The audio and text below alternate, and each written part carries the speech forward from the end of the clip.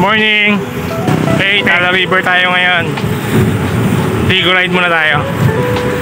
Sama ko si Migs. Dahil namin bali sa may Manggahan, tapos pasok ng Sangluma. Tapos diretso namin kang Naik. Tapos diretso ng Maragondon. Pasok ng Ternate, going Bailen.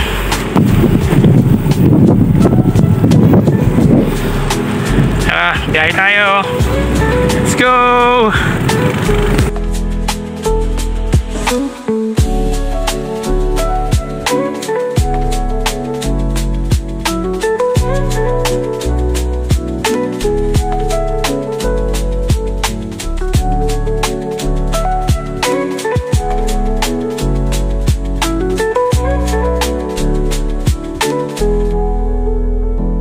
Ganito lang yung daanan dito, ahon, lusong.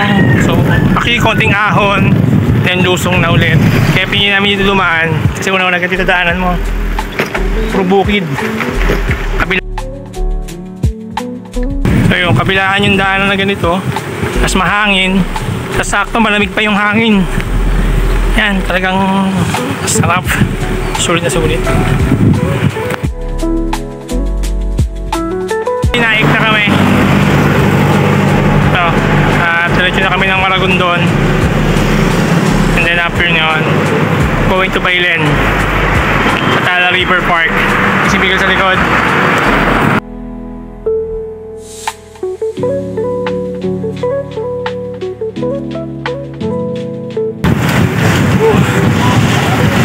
Hangin.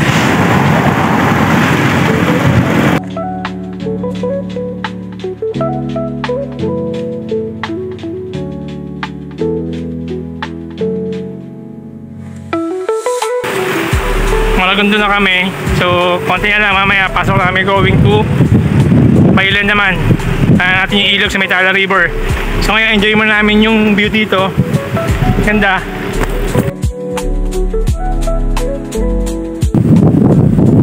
Tingnan muna kami konti. Tamang viewing lang sa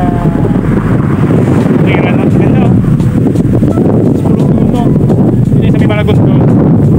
So dito bypass na yan. Sa likod namin, bypass road na yan. Dito. So, lapit-lapit na kami. Pero konti na lang to.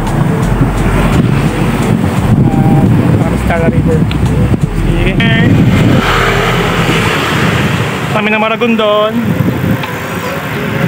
Going Bailen.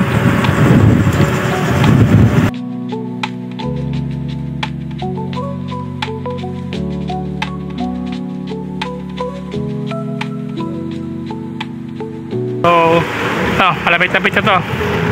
Medyo may mga banayad na ahon lang. Tapos lusong, ahon. So hanggang Bailen to.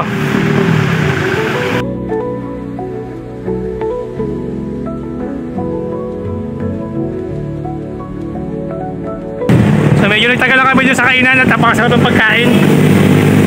Tamang tawag doon? Quick lang kami.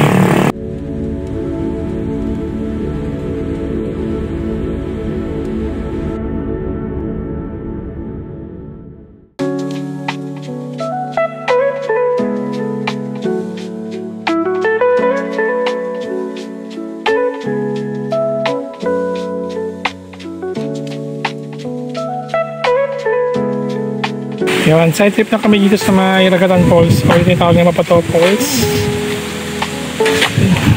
Ito yan. Saka kakaliwa ka lang. Diretso.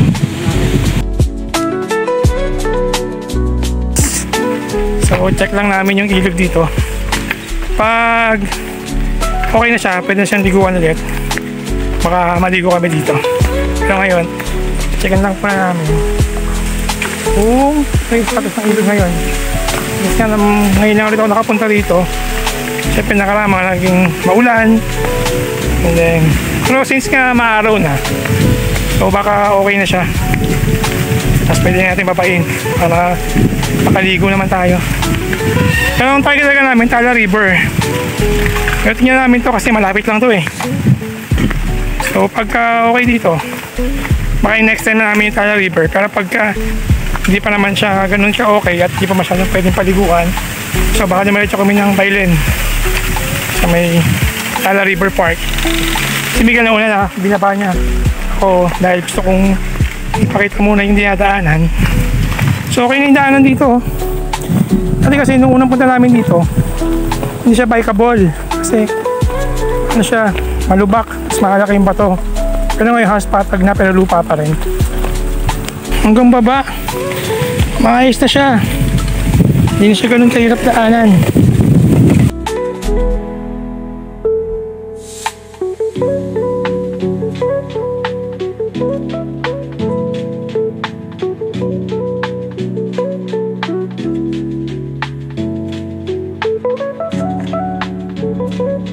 Yun, check natin yung Tala River kung anong status ngayon. Kailangan babayin natin kung ano yung forma niya ngayon, kung ano yung itsura ng ilog na yun. Pero nagbalik na yung mga cottage, yung mga cottage na. So check na natin yung kung ano yung forma niya. Dito tayo ngayon sa may Tagatan Falls o tinawag na Mabato Falls. So okay na dito, pati yung mga daanan dito may hagdanan na. So kahit kasama tayo ng medyo may edad na, hindi na mahihirapan. Kasi noon nung pinuntahan namin to, pero yun ang kagandahan yun nung panahon na yun, nung medyo napaka-bare pa ng daanan dito. Talagang lakas ng falls. Pero ngayon, ito may daanan na.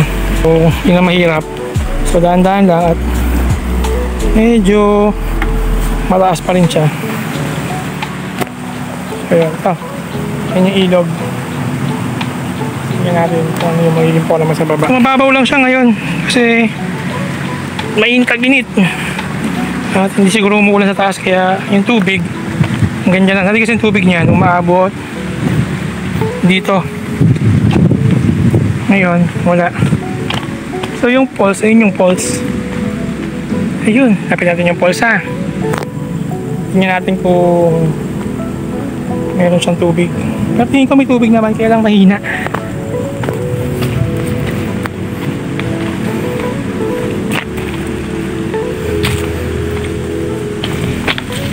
Yun, mahina ang tubig ngayon, wala. So ganyan na siya katahimik ngayon, pero hindi na pa rin ng tubig. Kaya lang hindi enjoy paliguan kasi syempre wala yung falls kung saan siya pwede magtampisaw o magbasa, pero ang tubig niya dire-diretso pa rin. Ayan. So buhay na yung mga cottage yung nakaabang na to. So 500 per mesa. So yun, ito na yung itsura ng Tagatan o Mabato Falls. So susunod pagka medyo lumakas na yung tubig sa irrigation, maganda na puntahan to. Sarap na maligo dito kasi yung tubig hanggang dito, hanggang tuhod mo dito sa may part na to, hanggang doon sa may cottage na yan maabot yung tubig. So ngayon tuyo pa siya, hindi man totally tuyo pero mababaw kasi walang tubig yung irrigation, tsaka yung tubig doon ay mahina ang agos. So yun lang. Alas napakita namin sa inyo yung itsura ng Tagatan o Mabato Falls. So tara, punta tayo ng Tala River.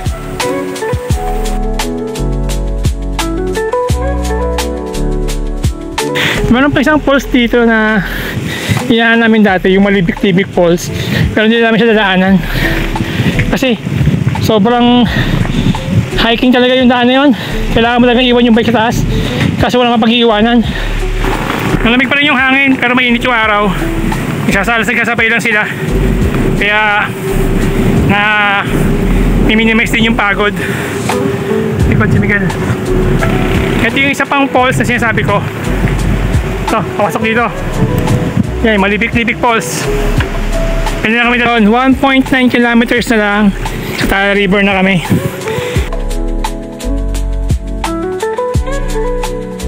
Sa may Tala River. So tamang buhat lang ng bike pababa kasi Miguel naghanap lang ng tubig na mabibili.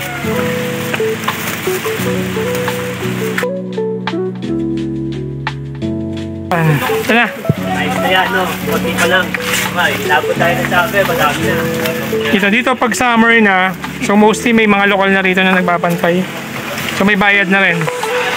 Pero sa ngayon, since wala pa naman, libre pa. So solo pa natin yung lugar para hindi pa ganun ka-crowded. So tara, enjoy tayo sa Tala River. nakabalik na ulit. So kaya naman ibaba yung bike dito. Ito nga lang, bubuhatin mo lang talaga siya. Pero kaya naman, since naman may mahagdanan naman siya. Kaya maalaman natin. So para doon sa mga pupunta dito, hanggat maaari yung mga basurang dinadalan nyo, dala nyo pa uwi. Kung di kaya itapon yung sabang basurahan, para at least manatiling malinis yung lugar na to. Ayan. At least hindi siya madumihan.